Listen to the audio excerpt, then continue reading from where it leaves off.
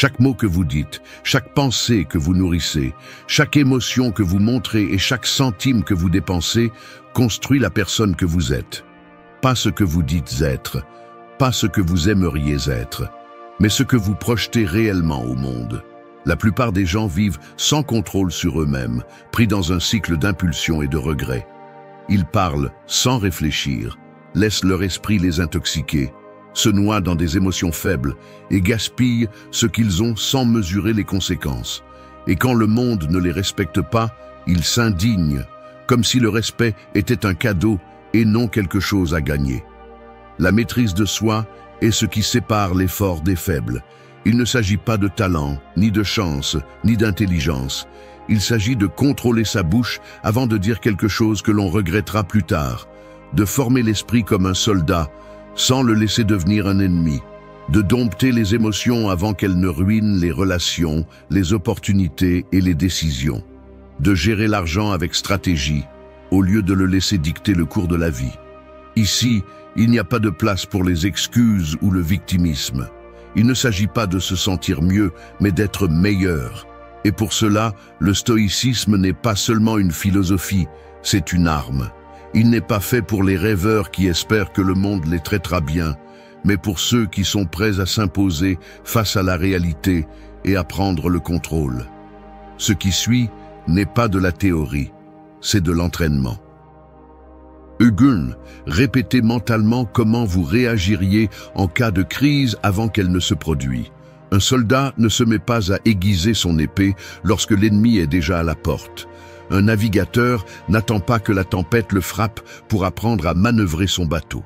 Mais dans la vie, la plupart agissent ainsi, improvisant au milieu du chaos, espérant que l'adrénaline leur donne des réponses qu'ils n'ont jamais entraînées. Et ensuite, lorsqu'ils échouent, ils blâment la malchance. Le chaos ne respecte ni les plans ni les humeurs. Il ne demande pas si vous êtes prêt. Il apparaît simplement et balaye tout ce qui n'est pas solide. Et lorsque cela se produit, la différence entre quelqu'un de fort et quelqu'un de fragile est la préparation mentale.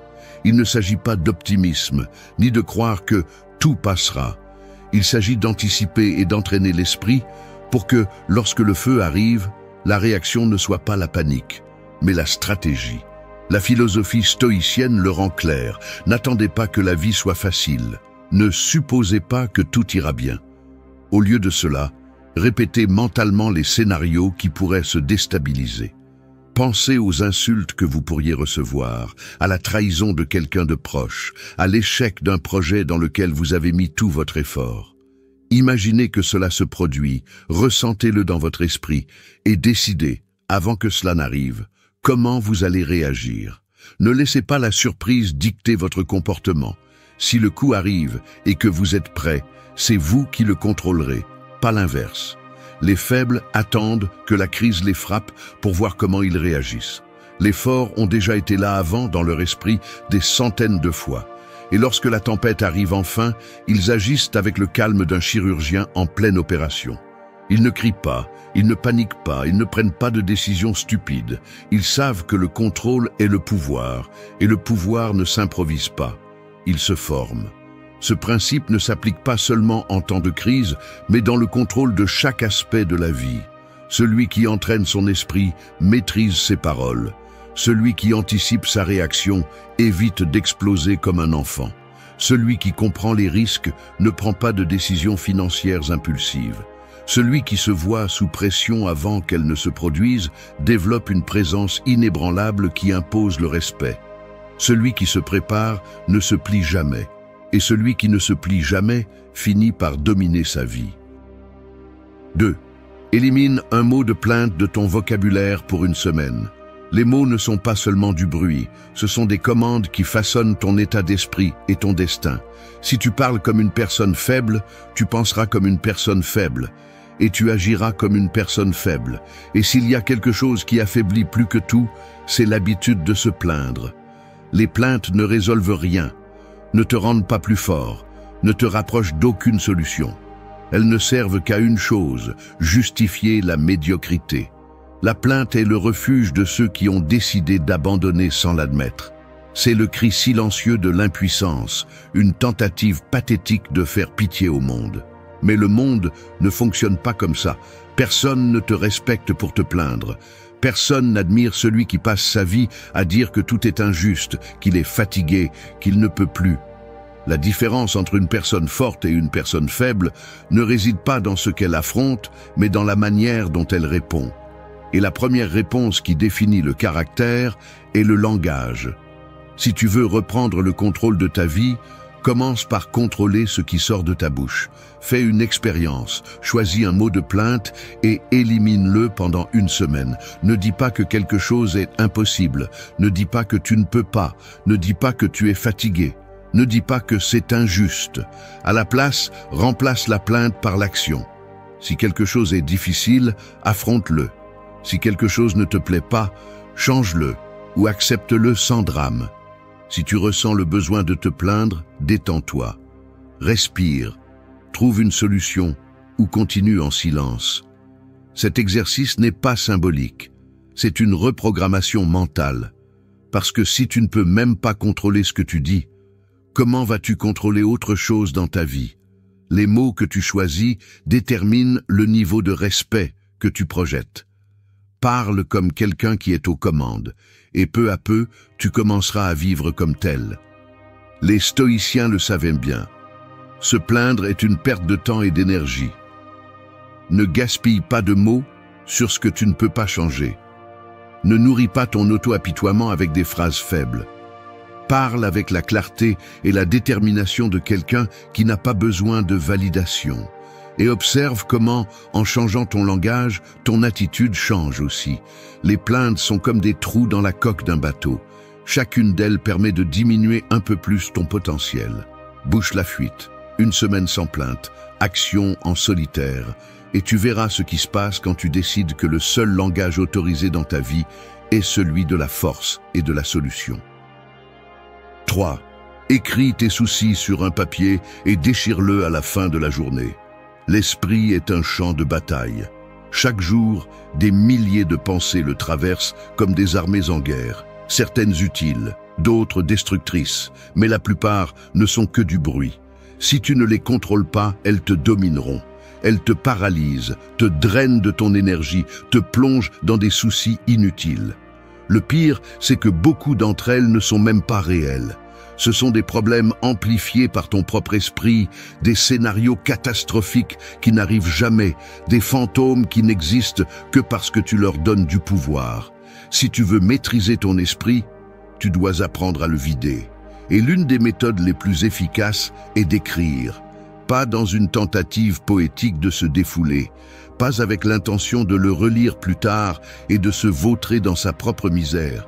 Écrire pour libérer, pour lâcher prise, pour comprendre que la plupart de ce qui te préoccupe est sans importance. Et ensuite, à la fin de la journée, le détruire. Prends une feuille de papier. Note chaque chose qui te ronge de l'intérieur. Écris-le avec brutalité, sans filtre. L'inquiétude pour l'argent, la dispute avec quelqu'un, l'incertitude sur l'avenir, la colère contenue. Laisse tout sortir. Mais voici la clé. Ne le garde pas, ne l'analyse pas, ne le transforme pas en une collection de plaintes. À la fin de la journée, déchire-le, réduis-le en morceaux, brûle-le si nécessaire. Ce qui est écrit là ne mérite pas de t'accompagner le lendemain. Les stoïciens comprenaient le pouvoir de lâcher prise sur ce qui ne sert à rien. Il n'y a aucun sens à s'accrocher à des pensées inutiles. Il n'y a aucun sens à se soucier de choses que tu ne peux pas contrôler. Écrire tes soucis et les détruire est une façon symbolique, mais brutalement efficace, de rappeler à ton esprit qui est le patron. Fais cela chaque jour et tu remarqueras quelque chose d'étrange. Beaucoup de choses qui hier semblaient être la fin du monde te font rire aujourd'hui. Beaucoup des soucis que tu as écrits disparaissent sans que tu aies besoin de faire quoi que ce soit. Et les quelques-uns qui comptent vraiment, tu les verras plus clairement, sans le brouillard de l'émotion, sans la distorsion de la peur. L'esprit n'est pas fait pour être une poubelle de pensées toxiques. Il est fait pour penser clairement, pour prendre des décisions avec précision. Mais cela n'est possible que lorsque tu lui enlèves le poids mort de l'inquiétude inutile. Ne sous-estime pas cet exercice. Il peut sembler simple, mais c'est l'un des outils les plus puissants pour entraîner ton esprit. Écris, lâche prise, déchire, et continue avec la tête claire, parce que dans la vie, le seul fardeau qui vaut la peine d'être porté est celui qui compte vraiment. 4. Imaginez qu'un sage stoïcien évalue chacune de vos décisions. Imaginez ceci, chaque fois que vous parlez, quelqu'un vous écoute. Chaque fois que vous pensez à prendre une décision, quelqu'un observe. Pas un ami, pas un membre de la famille, pas un inconnu dans la rue.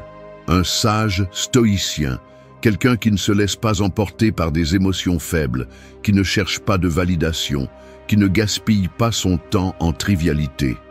Il est là, sans dire un mot, jugeant en silence chacune de vos actions. Oseriez-vous vous plaindre devant lui? Lui donneriez-vous des excuses sur pourquoi vous n'avez pas fait ce que vous deviez faire? Lui diriez-vous que vous ne pouviez pas contrôler votre caractère, que vous avez dépensé de l'argent en stupidité, que vous vous êtes laissé emporter par l'impulsion du moment? Non, parce que dans son monde, les mots ne valent rien s'ils ne sont pas soutenus par des actes. La plupart des gens vivent sans se remettre en question. Ils agissent par inertie. Ils disent la première chose qui leur vient à l'esprit. Ils dépensent sans réfléchir. Ils réagissent comme des enfants capricieux, comme si leur volonté était la seule loi qui existe. Mais quand vous mettez un filtre, quand vous imaginez que quelqu'un avec une véritable discipline et un autocontrôle vous observe, quelque chose change. Vous arrêtez d'agir comme un idiot impulsif et commencez à mesurer chaque mouvement. Ceci n'est pas un exercice pour prétendre être quelqu'un que vous n'êtes pas. C'est une méthode pour faire ressortir la meilleure version de vous-même. Demandez-vous, à chaque moment clé de la journée, qu'est-ce qu'un véritable stoïcien ferait à ma place? Un véritable stoïcien ne réagit pas avec colère lorsqu'on l'insulte. Il garde son calme et répond intelligemment ou ignore simplement la provocation. Un véritable stoïcien ne gaspille pas son argent en futilité pour impressionner les autres.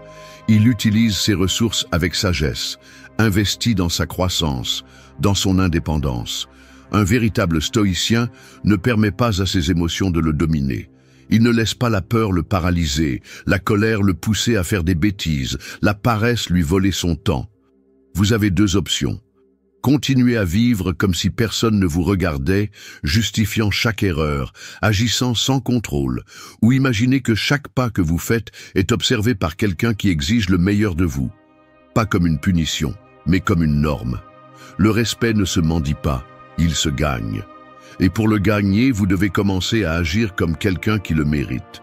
Pas quand cela vous convient, pas quand vous vous sentez bien, mais toujours. À partir d'aujourd'hui, vivez comme si vous étiez sous le regard d'un sage. Et quand viendra le moment d'évaluer votre vie, assurez-vous que la réponse ne soit pas la honte. 5. En te levant, rappelle-toi que rien ne t'appartient vraiment. Lève-toi, regarde autour de toi, ta maison, tes vêtements, ton argent, même les personnes que tu aimes. Rien de tout cela n'est vraiment à toi. Tout ce que tu as est emprunté au temps, et à tout moment, on peut te le reprendre. C'est la vérité que la plupart préfèrent ignorer, mais plus tôt tu l'accepteras, plus fort tu seras. Le problème de croire que quelque chose t'appartient est que tu deviens faible par peur de le perdre. Tu t'accroches, tu t'obsèdes, et quand tu le perds, parce que tôt ou tard tu le feras, la douleur te déchire. Mais si chaque matin tu te rappelles que rien n'est permanent, tu cesses d'avoir peur. Et quand tu cesses d'avoir peur, tu te libères. Les stoïciens le pratiquaient tous les jours. Memento mori, rappelle-toi que tu vas mourir. Mais pas comme une idée déprimante, mais comme un rappel brutal que chaque possession, chaque relation, chaque moment est temporaire. Tu ne possèdes rien, pas même ton propre corps. Alors, au lieu de t'accrocher, tu apprends à vivre avec gratitude et sans peur. Pense à l'argent. Les gens vivent désespérément pour l'accumuler, pour le protéger, comme si le chiffre sur leur compte en banque définissait leur valeur. Mais l'argent va et vient. Il peut disparaître du jour au lendemain à cause d'une crise, d'un accident, d'une mauvaise décision. Si tu comprends qu'il n'a jamais vraiment été à toi, tu apprends à l'utiliser intelligemment au lieu d'être son esclave. Pense aux relations. Les gens entrent et sortent de ta vie. Certains amis s'éloignent, certains couples se séparent, certains membres de la famille meurent. Si tu t'accroches en croyant qu'ils seront toujours là, le coup sera brutal quand ils partiront. Mais si dès le début, tu acceptes que tout est éphémère, tu cesses de souffrir pour l'inévitable et tu commences à apprécier ce que tu as dans le présent sans peur de l'avenir. Pense à ton corps, à ta santé. Un jour, tu seras vieux, plus faible, plus lent. Peu importe combien d'entraînements tu fais, combien de régimes tu suis, le temps continue d'avancer. Cela signifie-t-il que tu dois abandonner? Non. Cela signifie que tu dois profiter de chaque seconde où tu as de la force, de la discipline et de la clarté mentale. Rien ne t'appartient. Tout ce que tu as aujourd'hui peut disparaître demain. As-tu peur? Bien, utilise-le comme carburant. Au lieu de vivre avec la peur de perdre, vis avec intensité et objectif. Utilise l'argent pour des choses qui comptent vraiment. Aime les gens sans t'obséder à les retenir.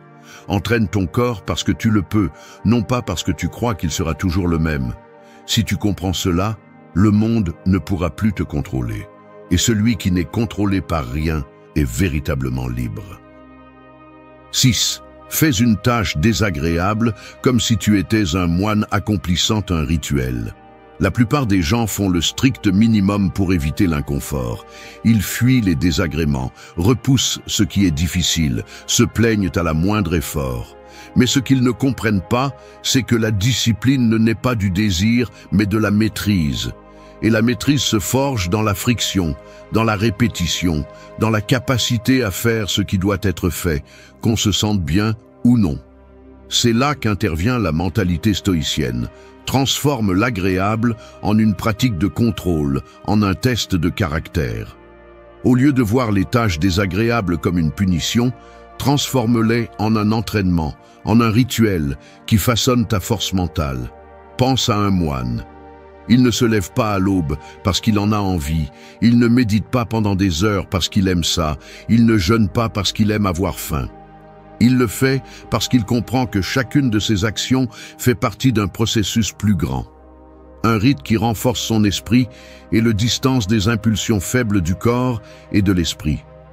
C'est ainsi que tu dois affronter chaque tâche désagréable dans ta vie. Tu dois te lever tôt.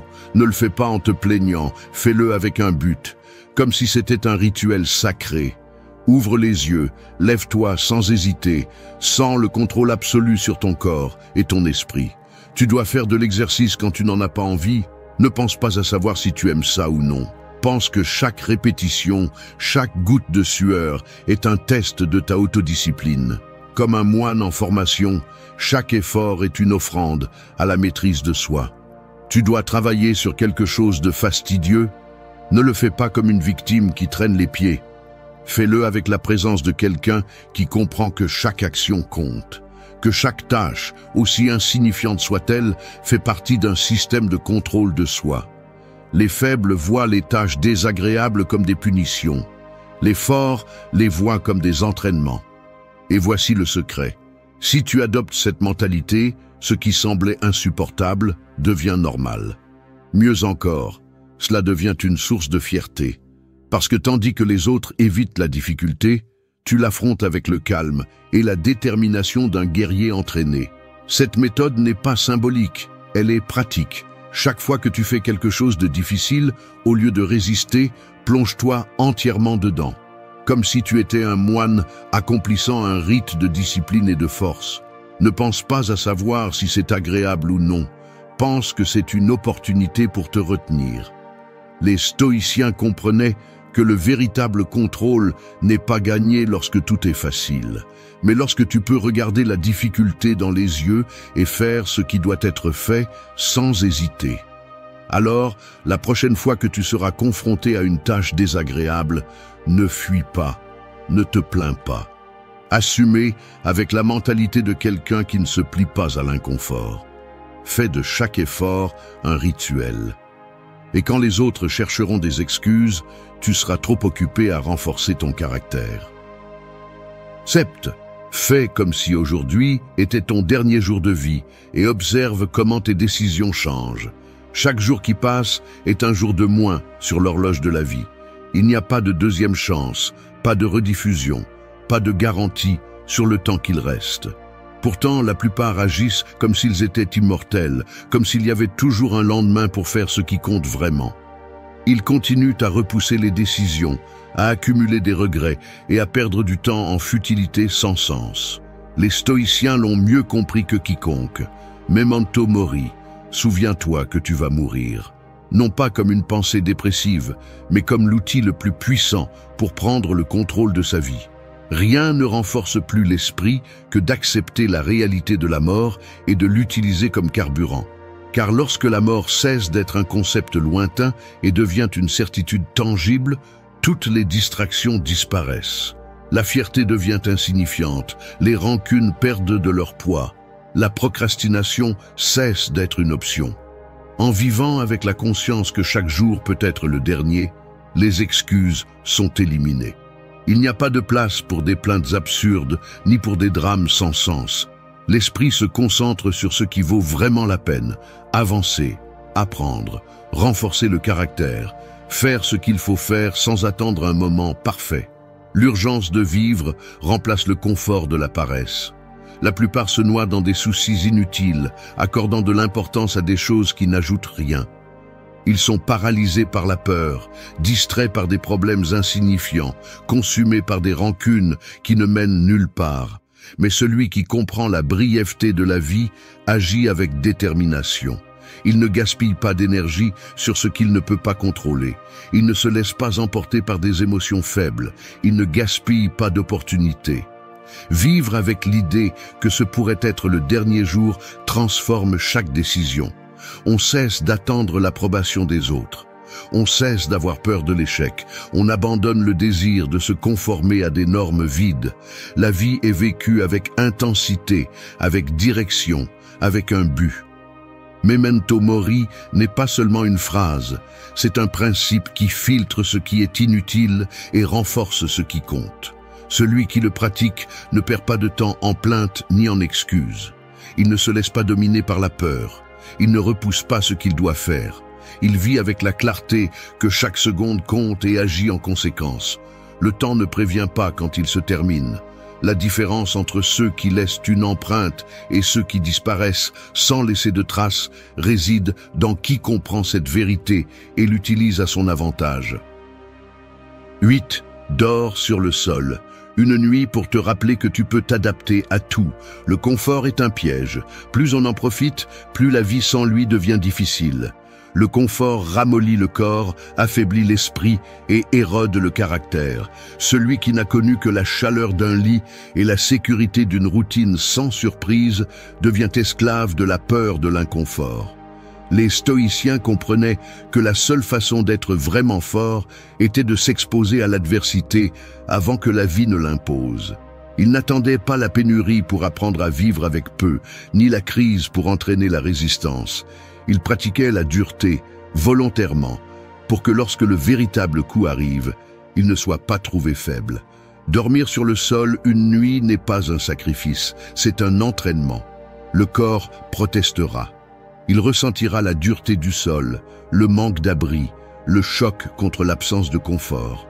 L'esprit s'excusera, essaiera de convaincre qu'il n'y a pas besoin de le faire, que le lit est là, disponible, en attente. Mais c'est précisément ce test qui forge le caractère. Résister à l'envie de céder est le véritable exercice. La capacité d'adaptation est ce qui sépare les forts des fragiles. Celui qui dépend du confort, du luxe, de la routine établie, vit dans la peur de le perdre. Mais celui qui sait qu'il peut dormir sur le sol et se lever le lendemain avec la même détermination comprend que la véritable force ne vient pas de l'extérieur, mais de l'esprit. Dans un monde où tout le monde cherche à éviter le moindre malaise, être capable de supporter l'inconfort sans se briser est un avantage brutal. Rien dans cette vie n'est garanti, ni la stabilité économique, ni la sécurité d'un foyer, ni la certitude de l'avenir. Celui qui n'est pas préparé à perdre ce qu'il a vit avec l'anxiété que tout peut s'effondrer à tout moment. En revanche, celui qui a appris à supporter la dureté de l'essentiel marche sans peur. Cet exercice n'est pas symbolique, c'est un véritable test. Dormir sur le sol une nuit signifie sortir de la bulle de confort, observer la réaction du corps, affronter la résistance de l'esprit et prendre le contrôle. Le lendemain, après l'avoir surmonté, le changement est évident. L'esprit se tient, la dépendance au confort se réduit et la confiance en sa propre résistance se renforce. Il ne s'agit pas de se priver pour souffrir, il s'agit d'entraîner la capacité d'adaptation, de rompre la dépendance au confort, de s'assurer que rien dans ce monde n'a le pouvoir d'affaiblir la volonté. La force naît dans l'inconfort, et seul celui qui le maîtrise peut se déplacer dans la vie avec une véritable liberté. 9. Écris une lettre d'adieu à ta version actuelle et lis-la dans un an. La personne que tu es aujourd'hui ne devrait pas être la même dans un an. Rester le même signifie que tu as stagné, que tu as gaspillé 365 jours en excuses et en manque d'action. L'évolution n'est pas optionnelle. Soit tu avances, soit tu restes en arrière, regardant comment les autres prennent le contrôle pendant que tu restes coincé dans les mêmes cycles de toujours. Écrire une lettre d'adieu à ta version actuelle n'est pas un simple exercice de réflexion. C'est un acte de clôture, une coupure définitive avec la médiocrité, avec les habitudes faibles, avec les routines qui te maintiennent au même endroit. Ce n'est pas un message de nostalgie, mais un adieu sans remords. Prends du papier et un crayon. Écris avec brutalité, sans filtre. Reconnais tes faiblesses. Identifie les excuses que tu as utilisées pour justifier ton manque de discipline. Souligne les erreurs que tu as répétées encore et encore. Ne sucre pas les choses. Sois impitoyable avec la version de toi qui aujourd'hui n'est pas à la hauteur. Il ne s'agit pas seulement de ce que tu laisses derrière toi, mais de ce que tu espères voir à l'avenir. Définis qui tu dois être dans un an. Plus fort, plus sage, plus discipliné. Avec de meilleures décisions, avec un contrôle absolu sur ton esprit, ton corps, ton argent. N'écris pas de promesses vides, écris des engagements fermes. Ne rédige pas des souhaits, décris des faits comme s'ils étaient déjà accomplis. Garde la lettre, ne la lis pas avant le temps. Laisse-la dans un endroit où tu ne la verras pas tous les jours, où elle ne deviendra pas un simple rappel sans poids. Un an plus tard, ouvre-la et fais face à la vérité. Là seront les mots que tu as écrits, attendant une réponse claire. As-tu fait ce que tu as dit que tu ferais, ou es-tu toujours le même? Il n'y a rien de plus humiliant que de réaliser que le temps a passé et que tout est resté le même. Il n'y a pas de pire défaite que de constater que les promesses faites à soi-même n'étaient que des mots vides. Mais il n'y a pas non plus de plus grande satisfaction que de lire cette lettre et de voir que tu as tenu, que tu as dépassé qui tu étais, que tu as laissé derrière toi ce qui devait rester dans le passé. Les changements réels ne se produisent pas dans l'esprit, ils se produisent dans les actions quotidiennes. La lettre n'est pas magique, elle ne change rien par elle-même. Ce n'est qu'un miroir qui montre ce que tu étais et ce que tu aurais pu être. La différence est marquée par celui qui ose écrire sans pitié et surtout par celui qui a le courage de faire face à sa propre vérité un an plus tard. Il n'y a aucune raison de rester la même personne. Il n'y a aucune excuse pour arriver à l'avenir avec les mêmes limitations du passé. La transformation est une décision et cette décision commence maintenant. Dix, dépensez de l'argent dans ce que vous ne pouvez ni voir ni toucher. L'argent peut être une arme ou une chaîne. Entre de mauvaises mains, il devient une ancre qui vous enfonce plus profondément dans la médiocrité. Entre les bonnes mains, il se transforme en un outil de pouvoir. La différence ne réside pas dans combien vous gagnez, mais dans la façon dont vous l'utilisez. La plupart des gens reçoivent leur salaire et le dépensent avant même d'avoir eu la chance de le faire travailler à leur avantage. Ils poursuivent l'immédiat, achètent des objets qui seront oubliés dans un coin dans quelques mois, utilisent l'argent comme un pansement émotionnel. Le monde a programmé les gens pour dépenser sans réfléchir. La publicité ne vend pas des produits, elle vend des illusions. La société ne récompense pas l'intelligence financière, elle récompense l'apparence de la richesse. Les réseaux sociaux ont transformé l'ostentation en sport.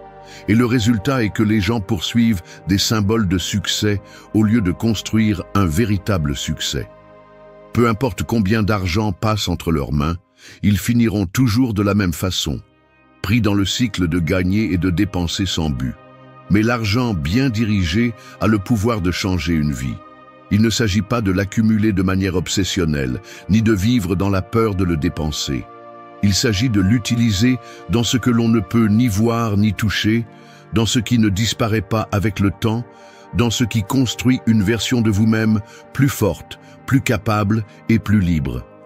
Dépensez dans la connaissance. Un livre, un cours, un mentorat.